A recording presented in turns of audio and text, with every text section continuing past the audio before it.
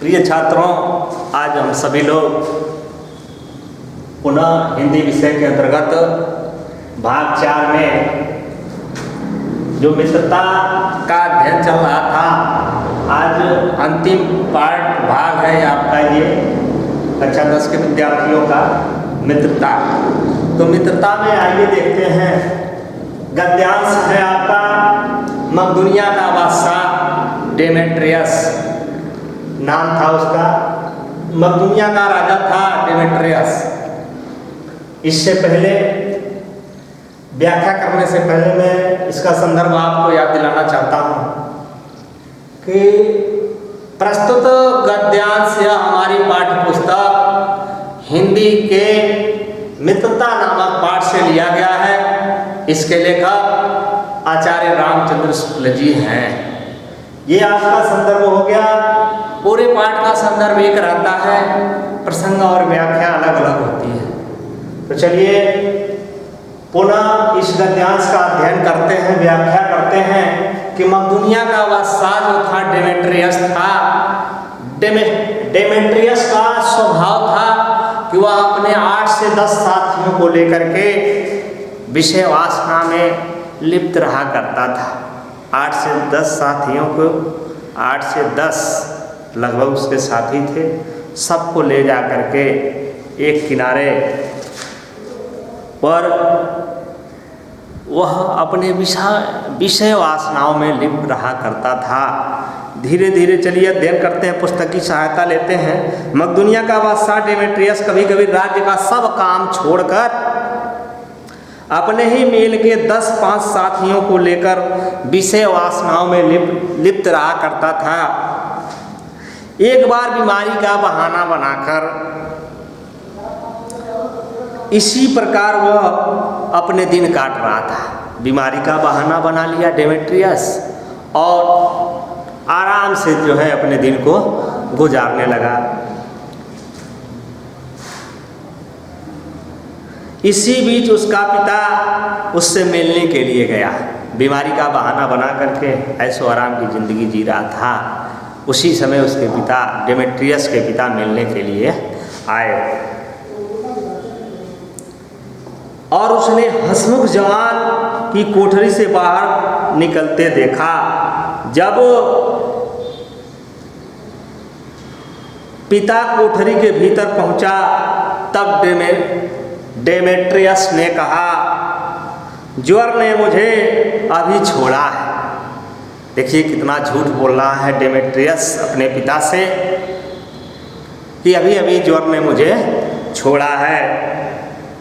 पिता ने कहा हाँ। हाँ के बाद विस्मयाद चिन्ह लगा हुआ है वहां। जो विस्मयाद चिन्ह हर्ष, शोक, तिरस्कार के बाद ऐसे चिन्हों का प्रयोग किया जाता है। तो ये तिरस्कार के भाव में उन्होंने कहा कि हाँ, खूब झूठ बोलते हो। ये बात उनके पिता डेमेट्रियस के पिता ने अच्छी तरह से जान लिया कि डेमेट्रियस झूठ बोल रहा है। वह दरवाजे पर मुझे मिला था। ऐसे उन्होंने व्यंग किया कि हाँ, अभी जो ज्वर तुमको छोड़ा था, अभी मैं दरवाजे से जैसे ही प्रवेश किया, दरवाजे पे वह ज्वर मुझे मिला था। बहादुरों, आप सभी से मैं उम्मीद करता हूँ कि आप जहाँ कहीं भी रहें, अपने मित्रों के साथ यदि आप रहते हैं तो आपका व्यवहार कैसा होना चाहिए, ये आपको भली भांति जानना है। ये हमारे व्यवहार से हमारे परिवार को दुख ही, यानी जीवन में दुख न हो। परिवार में कोई भी कार्य आप करें अपने मित्रों के साथ रह करके करें, जिससे आपके परिवार में कोई कष्ट न हो। फिर अगला गद्यांश आप देखेंगे, कुसुम का ज्वर। बहुत ही महत्वपूर्ण गद्यांश आप अध्ययन करने जा रहे हैं बहादुरों। इस पाठ का सबसे महत्वपूर्ण गद्यांश है आपका ये, और परीक्षा की दृष्टिकोण से लगभग इस पाठ से एक प्रश्न पूछे जाते हैं और उस पाठ का सबसे महत्वपूर्ण गद्यांश यही है, कुसुम का ज्वर सबसे भयानक होता है। कुसंग माने होता है बुरी संगत। बुरी संगत का प्रभाव जो है बहुत भयानक होता है। उसका परिणाम बहुत बुरा होता है बहादुरों। बुरी संगत का प्रभाव बुरा होता है। आगे देखिए लिखा है, कुसंग का ज्वर सबसे भयानक होता है। यह केवल नीति और सद्बुद्धि का ही नाश नहीं करती, बल्कि बुद्धि का भी क्षय करता है। जो बुद्धि है आपके पास, उस बुद्धि का भी विनाश करती है। किसी व पुरुष की संगत यदि बुरी होगी तो वह उसके पैरों में बधी चक्की के समान होगी, जो उसे दिन दिन अवनत के गड्ढे में गिराती जाएगी। अवनत के गड्ढे में गिराती जाएगी, अर्थात जो आप उन्नत करते हैं, उन्नत का देखिए बहादुरों यहाँ विलोम है अवनति। उन्नत का विलोम क्या होगा? अवनति, अर्थात अवनत के गड्ढे में गिराती जाएगी। और यदि अच्छी होगी तो सहारा देने वाली बाह के समान होगी, जो उसे निरंतर उन्नत की ओर उठाती जाएगी। देखिए ऐसा मित्र होना चाहिए जो आपकी हमेशा सहायता करे, अच्छे मार्ग बताए, जिससे उस मार्ग पर चल करके आप स्वयं की उन्नत करें, अपने परिवार की उन्नत करें, अपने ज्ञान की उन्नत करें, अपने समाज की उन्नत करें, देश की उन्नत करें। इसलिए बहादुरों, मैं उम्मीद करता हूँ कि आचार्य रामचंद्र शुक्ल के इस पाठ को पढ़ करके आप अपने मित्रों को किस तरह से सहयोग प्रदान करेंगे। चलिए फिर अगला देखिए,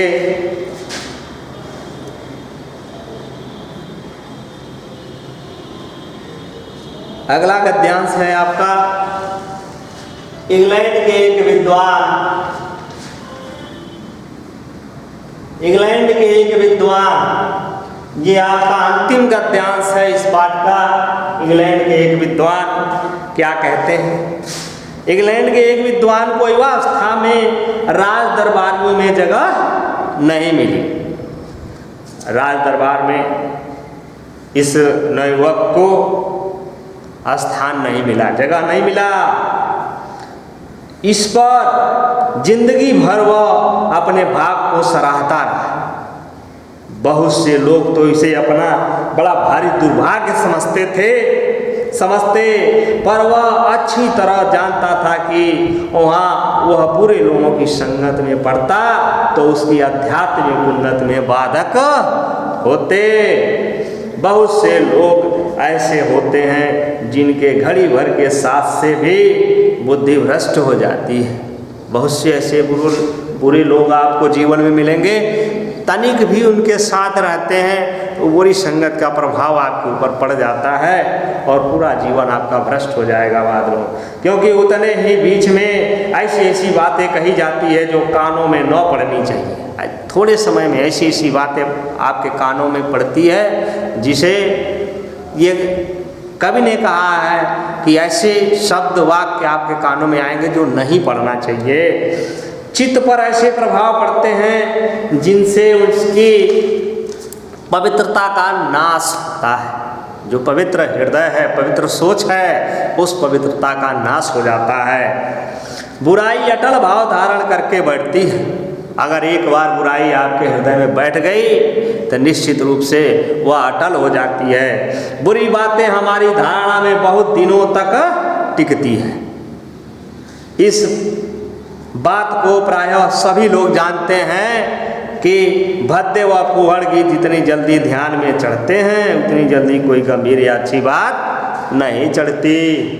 हाँ बहादुरों, तो आप पढ़ रहे थे कि जो भद्दी बातें हैं वह जल्दी से, फूहड़ जो गीत है वह जल्दी से हम सीख लेते हैं, परंतु वही जब अच्छी बातें होती हैं तो उसको सीखने में ज़्यादा समय लगता है। कवि आचार्य रामचंद्र शुक्ल जी हमें बता रहे हैं।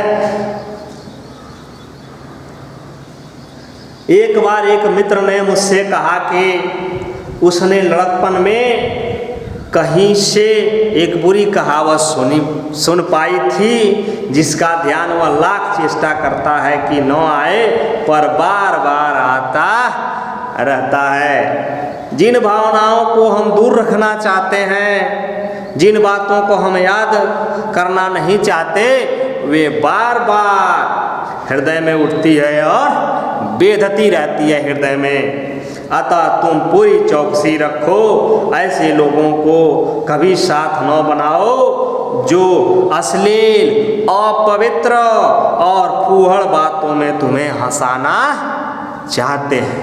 ऐसे लोगों से बहादुरों आप हमेशा दूर रहेंगे। सावधान रहो, ऐसा न हो कि पहल तुम इसे एक बहुत सामान्य बात समझो और सोचो कि एक बार ऐसा हुआ फिर ऐसा न होगा, अथवा तुम्हारे चरित्र बल का ऐसा प्रभाव पड़ेगा कि ऐसी बातें बकने वाले आगे चलकर आप सुधर जाएंगे। नहीं, ऐसा नहीं होगा, आगे आप सुधर नहीं पाएंगे। वो बुरी आदतें आपके हृदय में समाहित हो जाएंगी, बार बार आपको बेधती रहेंगी, आप उसी दिशा की ओर चल जाएंगे। जब एक बार मनुष्य अपना पैर कीचड़ में डाल देता है तब फिर यह नहीं देखता कि वह फिर कहाँ और कैसी जगह पैर रखता है। यह पैर एक बार कीचड़ में पड़ गया, गंदी जगह पड़ गया तो फिर सोचने की बात नहीं है। आप सोचते हैं कि चलिए अब तो पैर कीचड़ में पड़ ही गया, अब चलो कोई बात नहीं है। यही बात आपके जीवन पर असर डालती है। बहादुरों कहेंगे चलिए एक बार तो हमने सीख लिया, एक बार और सीख लेते हैं। ये बुरी संगत का प्रभाव आपके ऊपर जो असर है इसका वह हावी हो जाएगा और आप अवनत की ओर बढ़ने लगेंगे। धीरे धीरे उन बुरी बातों में अभ्यस्त होते होते तुम्हारी घृणा कम हो जाएगी। आप पीछे तुम्हें उनसे चिढ़ न मालूम होगी, क्योंकि तुम यह सोचने लगोगे कि चिढ़ने की बात ही क्या है। तुम्हारे विवेक कुंठित हो जाएगा, तुम्हारी जो बुद्धि है वह क्या हो जाएगी बहादुरों, कुंठित हो जाएगी। और भूले भले और तुम्हें भले बुरे की पहचान न रह जाएगी। अंत में होते होते तुम भी बुराई के भक्त बन जाओगे। लिखा है अंत में होते होते तुम भी बुराइयों के भक्त बन जाओगे। अतः हृदय को उज्ज्वल और निष्कलंक रखने का सबसे अच्छा उपाय यही है कि बुरी संगत का छूत से बचो। बुरी संगत का प्रभाव आपके ऊपर न पड़ने पाए, इसी उम्मीद के साथ मैं आपसे एक पुरानी कहावत है, काजल की कोठरी में कैसे हूँ सयानो जाए, एक लीक काजल की लागी है पै लागी है। देखिए कितनी सुंदर उक्ति कही गई है। काजल की कोठरी में कैसे हूँ सयानो जाए, इस दोहे का तात्पर्य है कि व्यक्ति कितने भी चौकस हो, व्यक्ति कितना भी चौकस हो, कितना भी बुद्धिमान हो, चालाक हो, लेकिन अगर वह बुरे व्यक्ति के साथ रह गया, बुरी संगत का प्रभाव उसके ऊपर पड़ गया तो उसका प्रभाव पड़ना निश्चित है। बुरे संगत का प्रभाव पड़ना उसके ऊपर निश्चित है। मनुष्य का स्वभाव है कि वह जल की तरह सदैव नीचे जाने को तैयार रहता है। मनुष्य का यह स्वभाव है। जिस प्रकार से जल, जब आप देखते हैं धारा प्रवाह से जल बहता है तो हमेशा वह नीचे की ओर ही बहते चला जाता है। तो मनुष्य का स्वभाव भी आचार्य रामचंद्र शुक्ल जी कहते हैं कि ऐसा ही होता है कि जब व्यक्ति बुरी संगत का प्रभाव पड़ जाता है उसके ऊपर तो वह निरंतर खाइयों में गिरने लगता है, अर्थात उसका जीवन अंधकारमय होने लगता है। एक बार और पुनः इस अंतिम जो कहावत कही गई है, काजल की कोठरी में कैसे हूँ सयानो जाए, इस दोहे का तात्पर्य कवि ने बताया है कितना भी चौकस हो आप, कितना भी आप चालाक हो, चौकस हो, किंतु बुद्धिमान भी हो, लेकिन अगर वह बुरे व्यक्ति का प्रभाव संग आपके साथ हो जाता है तो निश्चित रूप से आप खाइयों में गिरेंगे। जिस प्रकार से जल की धारा ऊपर से नीचे की ओर गिरती है, उसी प्रकार मनुष्य भी उसी धारा की तरह नीचे गिर जाता है और समाज में उनकी मान सम्मान जो प्रतिष्ठा है उस पर दाग लग जाती है। तो बहादुरों, आप इस मित्रता का अध्ययन कर लिए कि अपने जीवन में कैसे मित्रों का हम चुनाव करेंगे कि जिससे हमें अपने जीवन में मित्र के द्वारा सहयोग मिले और उस सहयोग से हम अपने जीवन का उद्धार करें और उन्नत करें। धन्यवाद।